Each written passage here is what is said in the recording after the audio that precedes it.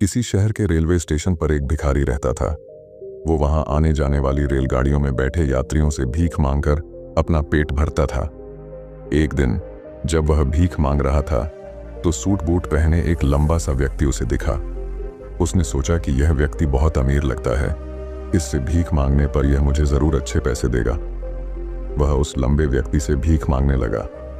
भिखारी को देखकर उस लंबे व्यक्ति ने कहा, तुम हमेशा मांगते ही रहते हो, क्या कभी किसी को कुछ देते भी हो? भिखारी बोला, साहब मैं तो भिखारी हूं, हमेशा लोगों से मांगता ही रहता हूं, मेरी इतनी औकात कहां कि किसी को कुछ दे सकूं।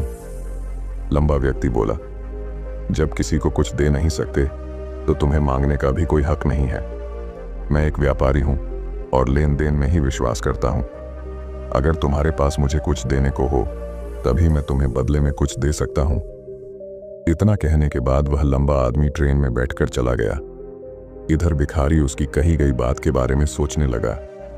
उस लंबे व्यक्ति के द्वारा कही गई बात उस भिखारी के दिल में उतर गई। वह सोचने लगा कि शायद मुझे भीख में अधिक पैसा इसीलिए नहीं मिलता क्योंकि मैं उसके बदले में किसी को कुछ दे नहीं पाता हूं। लेकिन मैं तो भिखारी हूं, किसी को कुछ देने लायक भी नहीं हूं। लेकिन कब तक मैं लोगों को बिना कुछ दिए केवल मांगता ही रहूंगा? बहुत सोचने के बाद उस भिखारी ने निर्णय किया कि जो भी व्यक्ति उसे भीख देगा उसके बदले में वह भी उस व्यक्ति को कुछ जरूर देगा। लेकिन अब उसके दिमाग में यह प्रश्न चल रहा था कि वह खुद भिखारी है तो भीख के बदले में वह दूसरों को क्या दे सकता है। इस बात को सोचते हुए 2 दिन हो गए, लेकिन उसे अपने प्रश्न का कोई उत्तर नहीं मिला था। तीसरे दिन जब वह स्टेशन के पास बैठा हुआ था तभी उसकी नजर कुछ फूलों पर पड़ी जो स्टेशन के आसपास के पौधों पर खिल रहे थे। उसने सोचा, क्यों ना मैं लोगों को भीख के बदले कुछ फूल दे दिया करूं। उसको अपना यह विचार अच्छा लगा और उसने वहां से कुछ फूल तोड़ लिए। अब वह ट्रेन में भीख मांगने पहुंचा। अब जब भी कोई उसे भीख देता तो उसके बदले में वह भीख देने वाले को कुछ फूल दे देता।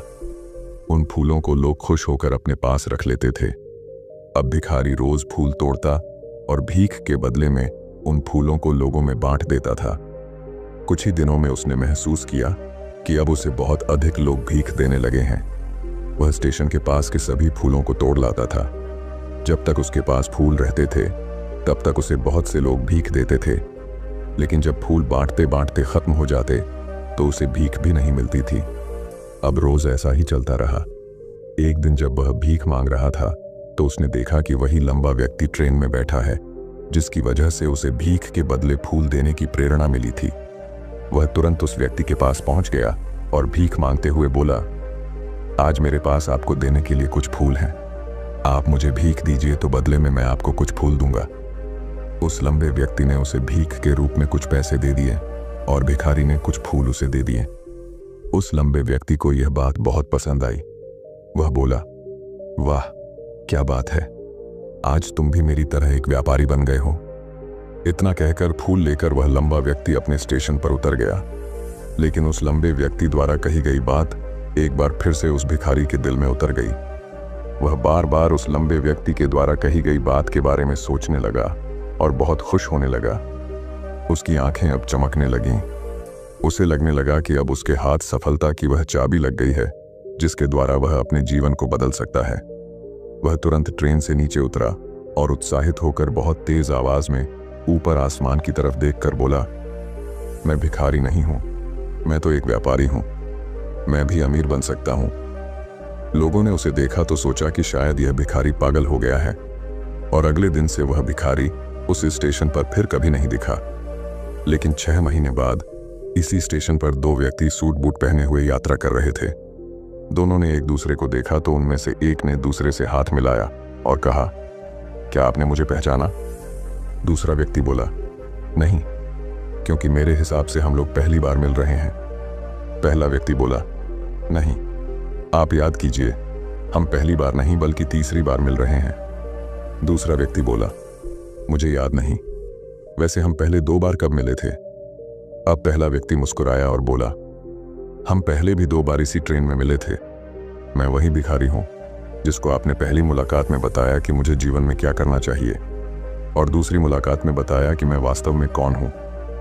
दूसरा व्यक्ति मुस्कुराया और अचंभित होते हुए बोला, ओ, याद आया, तुम वही भिखारी हो जिसे मैंने एक बार भीख देने से मना कर दिया था और दूसरी बार मैंने तुमसे कुछ फूल खरीदे थे। लेकिन आज तुम ये सूट बूट में कहाँ जा रहे हो और आजकल क्या कर रहे हो? तब पहला व्यक्ति बोला, हाँ, मैं वही भिखारी हूँ, लेकिन आज मैं फूलों का एक बहुत बड़ा व्यापारी हूँ और इसी व्यापार के काम से ही दूसरे शहर जा रहा हूँ।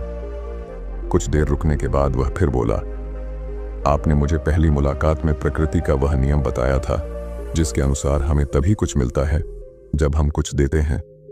लेन देन का यह नियम वास्तव में काम करता है। मैंने यह बहुत अच्छी तरह महसूस किया है, लेकिन मैं खुद को हमेशा भिखारी ही समझता रहा। इससे ऊपर उठकर मैंने कभी सोचा ही नहीं। और जब आपसे मेरी दूसरी मुलाकात हुई तब आपने मुझे बताया कि मैं एक व्यापारी बन चुका हूँ। अब मैं समझ चुका था कि मैं वास्तव में एक भिखारी नहीं बल्कि व्यापारी बन चुका हूँ।